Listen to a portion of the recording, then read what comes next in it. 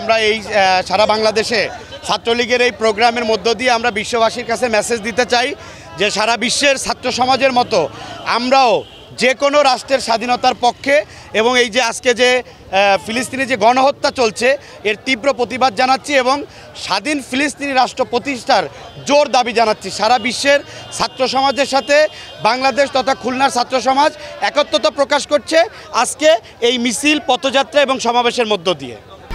1, 2, 3 ঢাকায় জমি জিতে নিন 100% ক্যাশব্যাক সহ 20 কোটি টাকার পুরস্কার।